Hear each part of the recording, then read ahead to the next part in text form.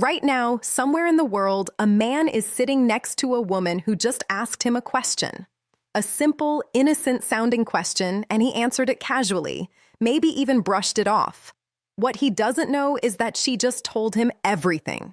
She just handed him the key to her desire on a silver platter, wrapped in the most ordinary words you could think of, and he missed it completely. That man might be you. And after today, that will never happen again. Here is a truth that will probably sting a little.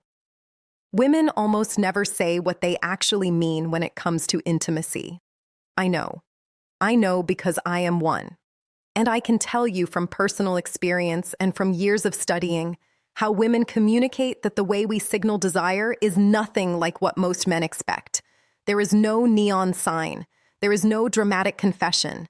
There is no movie scene where the music swells and she throws herself into your arms. What actually happens is so subtle, so effortless that it slips right past most men like a whisper during a thunderstorm. A study published in the journal Communication Monographs found that women use indirect speech patterns nearly 70% more often than men when communicating about emotionally vulnerable topics. 70%. That means when a woman wants something intimate, something personal, something that makes her feel exposed, she is almost certainly not going to say it directly. She is going to code it. She is going to dress it up in the most harmless-looking language possible. And if you are not paying attention, you will respond to the surface meaning and completely miss the real message underneath. Now, here's the part that makes this video different from anything else you have watched. I am not going to give you a list of 20 vague signs. I am not going to tell you to watch her body language or read her energy. I am going to tell you the exact 2 questions she will ask you when she wants intimacy. 2, that is it. And once you hear them, you will never unhear them. You will start recognizing these questions everywhere in your past relationships, in your current one, in conversations you had years ago that suddenly make a lot more sense. But before I reveal them, you need to understand something crucial first. You need to understand why she asks questions at all instead of just telling you what she wants. Because that context is going to change the way you hear every single thing a woman says to you for the rest of your life. Let me break something down for you that most people never think about. From the time a girl is about 5 or 6 years old, she begins learning a very specific social rule. That rule, whether it is taught directly or absorbed through culture, goes something like this. Do not be too forward. Do not be too aggressive. Do not make the first move. Be approachable, but not desperate. Be interested, but not obvious. Sound exhausting? It is. But this is the reality of how most women are socialized around the world. Dr. Deborah Tannen, a linguistics professor at Georgetown University, spent decades studying how men and women communicate differently. One of her most famous findings was that women tend to use what she calls rapport talk. That means women communicate to build connection, to test emotional safety, and to gauge how the other person feels before revealing how they feel. Men, on the other hand, tend to use report talk, which is more about exchanging facts and solving problems. So when a woman asks you a question, she is usually not looking for a factual answer. She is looking for an emotional one. She is checking the temperature of the room. She is testing whether it is safe to go further. This is why so many men feel blindsided when a woman suddenly pulls away or loses interest. He thought everything was fine. She was smiling, she was laughing, she even asked him a couple of sweet questions. But from her perspective, she put herself out there, asked the 2 most vulnerable questions she could think of, and he treated them like small talk. He gave her a 1-word answer and went back to scrolling his phone. And in that moment, without saying another word, she closed the door. Now that you understand the framework, the operating system behind how she communicates, it is time to talk about the first question. And honestly, when I tell you what it is, your jaw might actually drop at how simple it sounds. The first question a woman will ask you when she wants intimacy is this: what are you thinking right now? I know. I know what you are thinking. That is it. That is the big secret. She asks me what I am thinking. Yes. And the reason you are underwhelmed is the exact reason men keep missing it, because it sounds like nothing. It sounds like idle curiosity. But let me explain what is actually happening inside her mind when she asks you this. When a woman asks what you are thinking, she is not making conversation. She is making an attempt to enter your inner world. She is asking for access. Think about that for a second.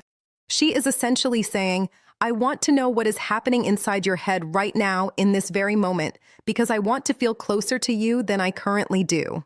That is not small talk. That is emotional pursuit. Dr. John Gottman, one of the most respected relationship researchers in modern psychology, calls these moments emotional bids.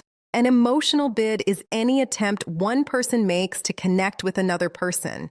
It could be a touch, a look, a comment, or yes, a question. Gottman's research at the University of Washington found that couples who recognized and responded to each other's emotional bids stayed together at a rate of 86%. Couples who missed or dismissed those bids, they broke up at a rate of 69%. 86 versus 69. That gap is not small.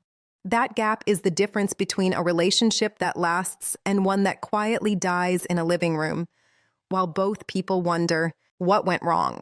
So when she asks you, what are you thinking right now? She is making a bid. She is reaching for you. And how you respond determines everything that happens next. If you say nothing or I don't know or something dismissive, she receives that as a rejection, not a dramatic door-slamming rejection. A quiet one, the kind that builds up over time like sediment until one day the river does not flow anymore. But here is the part that connects directly to intimacy. For most women, emotional closeness is the prerequisite for physical closeness. This is not a stereotype. This is neuroscience. Research published in the Archives of Sexual Behavior found that women's sexual desire is significantly more responsive to emotional context than men's, meaning a woman's body does not just respond to physical attraction. It responds to emotional safety, to feeling seen, to feeling valued, to feeling like her inner world matters to the person she is with. And when she asks what you are thinking, she is checking all of those boxes at once. She is saying, do you trust me enough to be vulnerable? Are you present with me right now? Do you see this moment the way I see it? And if your answer tells her yes, something shifts. Not visibly, not dramatically, but internally. A wall comes down. A door opens. She moves one giant step closer to wanting you, not just emotionally, but physically. So the next time a woman looks at you and asks, what are you thinking right now? Do not shrug. Do not dodge. Do not make a joke to deflect. Look at her. Be honest. Even if what you were thinking about is silly or random, because what she is really asking is not about the content of your thoughts. She is asking if you will let her in. But this is only the first half of the puzzle. Because even after she asks this question and you respond, well, she has one more question she needs to ask before she fully opens up. And this second question, this one, is even sneakier than the first because it does not sound romantic. It does not sound emotional. It sounds like the most casual throwaway line in the history of human conversation. And that is exactly why almost every man on earth gets it wrong. The second question she will ask you when she wants intimacy is this. Are you tired? Go ahead, laugh, roll your eyes, think it is too simple. But I promise you, by the time I finish explaining this, you are going to replay at least 3 memories in your head where a woman asked you this exact question and you completely blew it. Are you tired? Is one of the most brilliantly disguised questions in all of human communication. On the surface, it sounds like concern. It sounds like she is being thoughtful, checking in on you, making sure you are okay. And sure, sometimes that is all it is. But in certain moments, in certain context, especially late at night, after a date, after a long conversation, after a moment of closeness, this question is not about sleep. It is about permission. What she is really asking is, are you available? Do you have energy for me tonight? Are you going to roll over and go to sleep? Or is something else going to happen? And she phrases it this way for a reason. She phrases it as a yes or no question about fatigue because it gives her plausible deniability. If you say, yeah, I am exhausted, she can nod and say, okay, good night. And no one gets embarrassed, no one gets rejected. The moment passes without any awkwardness. But if you say, no, I am not tired at all. She now has the green light to take the next step, to move closer, to touch your arm, to suggest something, to create the kind of moment she has been building toward all evening. This is the brilliance of female communication. And honestly, men should be taking notes. She manages to ask one of the most loaded questions possible while leaving herself a perfectly safe exit. That is emotional intelligence operating at a very high level. Let me give you a scenario to make this crystal clear. You have been on a great date, dinner, conversation, laughter. You walk her to her door, or you are sitting on the couch at one of your places. The energy has been building all night. She has been leaning into you, making eye contact, finding reasons to touch your hand.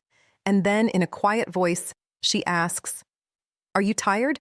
If you say, "Yeah, kind of," she will smile and say, "Okay, well, I had a great night." And she will mean it. But she will also be disappointed in a way she will never tell you about because she gave you the signal. She opened the window and you closed it without even knowing it was open. Now compare that to this response. She asks, "Are you tired?" And you look at her with a slight smile and say, "Not even a little." Something changes in her eyes. You might not even notice it consciously, but she just received confirmation that the next chapter of the evening is possible. You did not pressure her. You did not make a move she was not ready for. You simply told her that you are present, you are available, and the night does not have to end yet. And for a woman, that answer is everything. A survey conducted by the Kinsey Institute found that for women in romantic relationships, the most commonly reported barrier to intimacy was not lack of attraction. It was feeling disconnected or sensing that their partner was emotionally or physically unavailable. Let that land for a second. She is not avoiding intimacy because she does not want you. She's avoiding it because she is not sure you want her in that moment. And "are you tired" is her way of finding out without putting herself at risk. This is also why the timing of this question matters so much. She will almost never ask it in the middle of the afternoon while you are doing dishes. She asks it at night. She asks it when the two of you are alone. She asks it during a moment that already feels charged. If you start paying attention to when she drops this question, you will begin to see the pattern. It always comes right before a window of opportunity, right before the moment where the night could go one of two ways.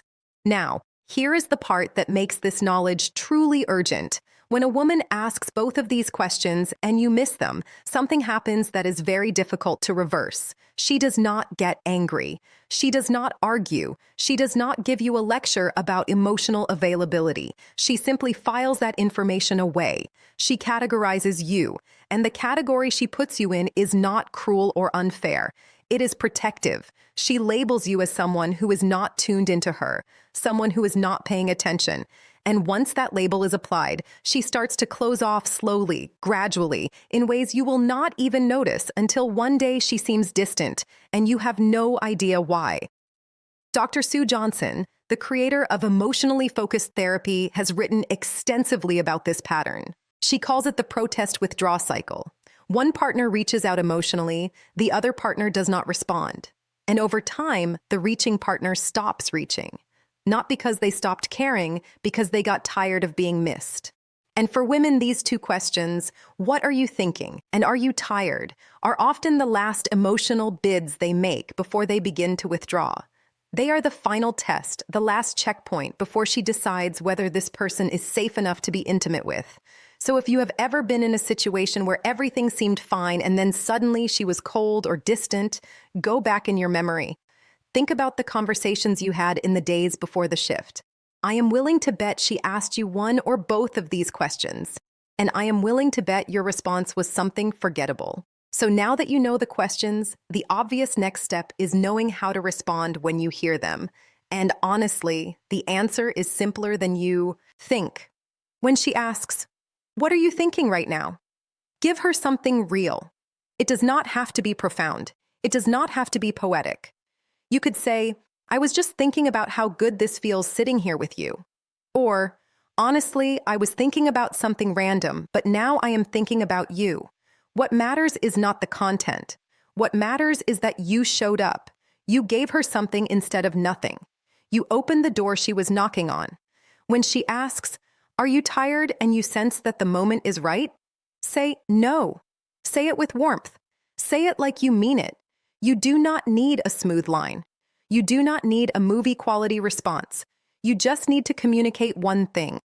I am here. I am present. And I am not going anywhere tonight unless you want me to. That is it. That is the whole formula. Be present when she asks the first question. Be available when she asks the second. Those two responses given at the right moments will do more for your connection with her than any grand romantic gesture ever could. Here's something I want to leave you with. Women are not mysterious. We are not impossible to read. We are not playing games or speaking in riddles for fun. We communicate the way we do because we have been taught that vulnerability is risky and rejection is painful. And the safest way to reach for someone is to do it with words that do not cost too much if they are not returned. These two questions, what are you thinking right now? And are you tired? Are not random. They are calculated. They are intentional. They are the result of a woman deciding that she trusts you enough to let you in. But she needs to know if you are ready before she takes that final step. And now that you know this, you have a responsibility not to manipulate, not to game the system, but to pay attention, to listen with more than your ears, to hear what she is really saying underneath the words she chooses. Because when a woman asks you these questions and you respond with you presence, with warmth, with genuine attention, you are not just answering a question. You are telling her that she is safe. And for a woman, safety is the foundation of everything. Now, if what you just learned shifted something in the way you think about female communication, do me a favor. Do not just click away. Leave a comment below with the word signal. Just that one word. I want to see how many of you actually made it to this point and absorbed what was shared here today. Because the people who comment are the ones who internalize information. And internalizing this is the difference between knowing it and living it. And one more thing before you go. You now know the two questions she asks when she wants intimacy. But questions are only one part of the equation, the other part, her body. Specifically, there are 3 places on her body that if she allows you to touch are a dead giveaway that she wants you. Not maybe, not kind of, she wants you. And most men have no clue what those 3 places are, which means they are constantly second-guessing themselves when the answer is literally right in front of them. I made an entire video breaking this down called, "If She Lets You Touch These 3 Places, She Wants You." It is on your screen right now. Click it. Because if you pair what you just learned today with what that video teaches you, you will never misread a woman's signals again. Go watch it now. Seriously.